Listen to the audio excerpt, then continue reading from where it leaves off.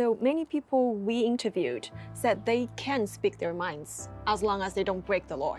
Are you convinced? The perception is that if you say anything that the government doesn't like, that you're going to be locked up, and that's nonsense.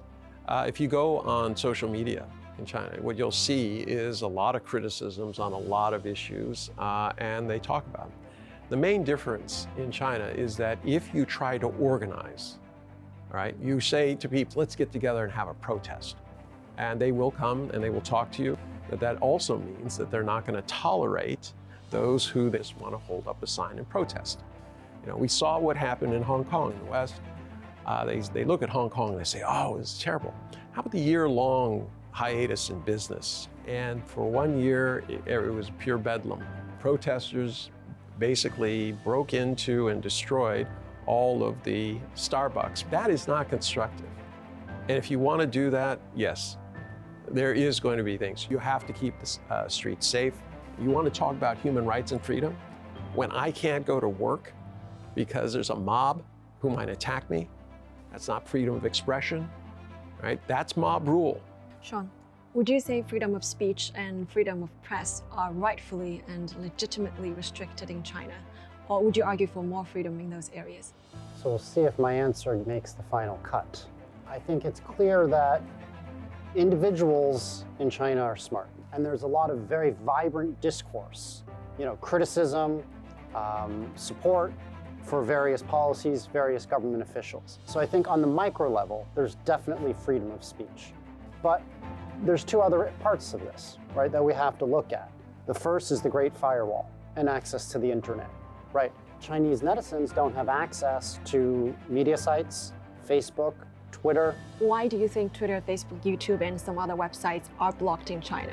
I understand why the government doesn't want to have Twitter and Facebook and these social media sites that are unwilling to follow the laws of China. I believe in freedom of speech, but there are limits to freedom of speech.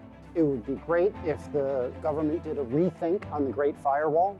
No, I disagree. From this perspective, the internet in the last 20 years has become a weaponized. When you start saying about freedom of speech, what do you think about somebody who can create 20,000 bots? I mean, automated accounts spewing the same garbage, all right? How's that freedom of speech? Where I multiply my particular views because I can, because the internet allows that, right? Is that good? I would love it if we had a free internet, but you cannot ignore the danger. China's government has done a great job in China. So I would recommend that there be a major reform, even more important than the Great Firewall, but the media. I do agree. China has a great story, and they have not been very good at telling it. But it's very, very difficult to just say, oh, just open things up and everything will be fine. You have an asymmetrical situation between the international press and China's press. When we went into that hospital in Kashgar, rehab hospital, where they were helping kids who were between the ages of 0 and 6, Uyghurs, the vast majority, over 90% of the kids there. Yeah, and what was China's government doing for them? They were for free. For 6 years, these kids could live in the hospital, get treatment. That's a great story. That needs to be shown. I'm tired of seeing on pictures of dancing Xinjiang pretty women. They should be telling the stories. Is it possible that it's pushed to you because it's your... Because I'm interested on Douyin and algorithms? I think it is algorithms. That was the best. You can talk to almost any foreigner here and they'll tell you the reality that they push out in the international press has really nothing to do with China.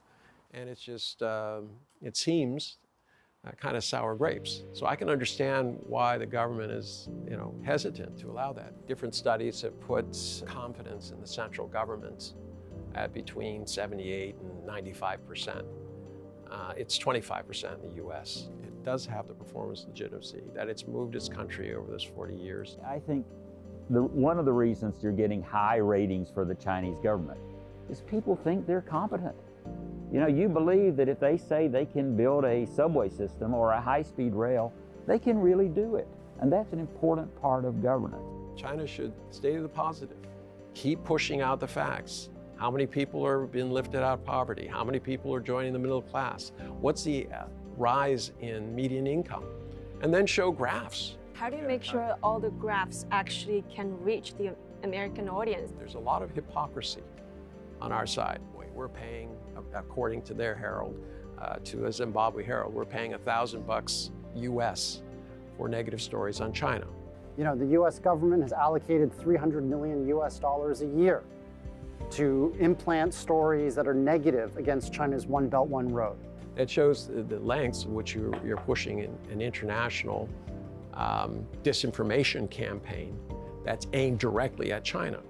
So you have to point out the inconsistencies. You have to have people who are talking about it in effective ways. We really don't have a free internet, largely because we have an oligopolistic system, largely in Silicon Valley, which has been supported by the government in its efforts to maintain its oligopoly by the US government.